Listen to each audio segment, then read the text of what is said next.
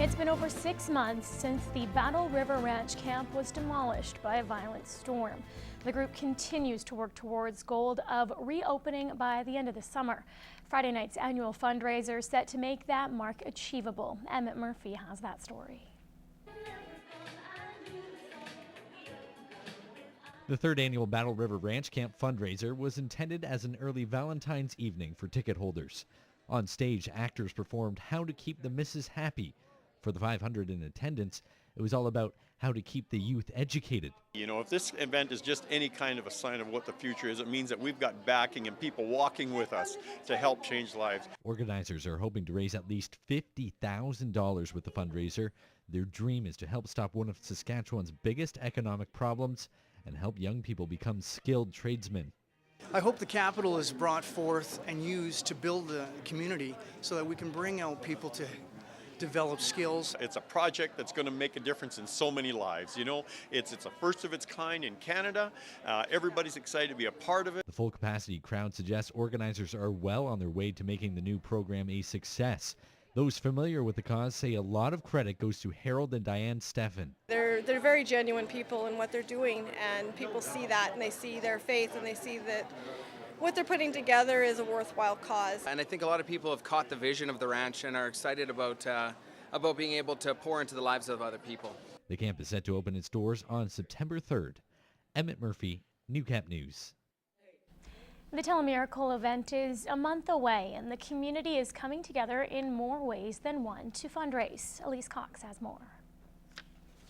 Steak dinner, silent auction, and the company of your friends.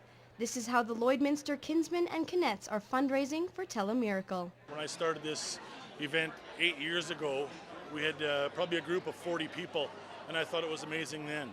Now we're sitting at probably 440, and still can't believe that every year it grows. We're up over 120 over last year, so it just continues to grow.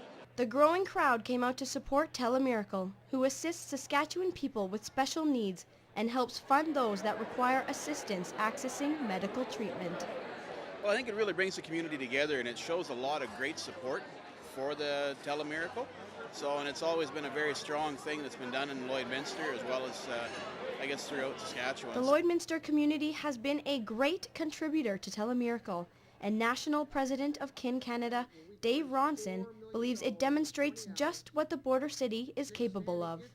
It shows what a few people can do when they come together and work as friends for their community, and it becomes a whole example of what's possible when people are committed and looking to build and strengthen their communities.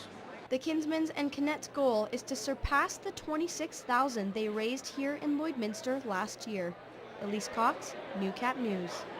Artistic expression is quickly becoming a therapeutic pastime, and as Elise Cox explains, some brave artists tried their hand at something new. Inside, great colors. Cecilia Elizabeth is teaching her third watercolor workshop at the Barr Colony. She is an art gallery and studio owner and traveled from Saskatoon to the border city to share her knowledge.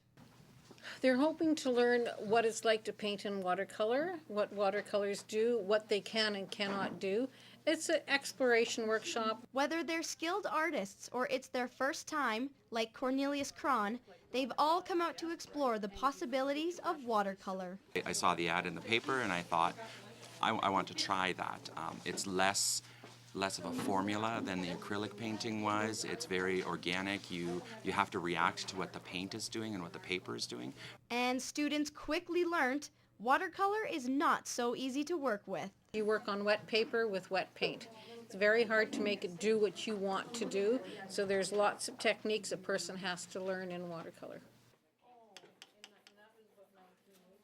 I've learned that I have a lot more to learn. There is something new.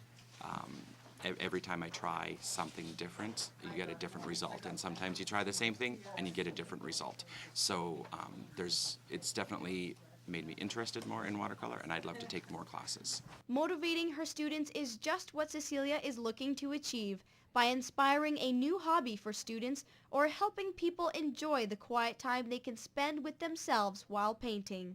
And a lot of my students come to class and they say, I totally forget about my work day. I really love coming here. I play quiet music.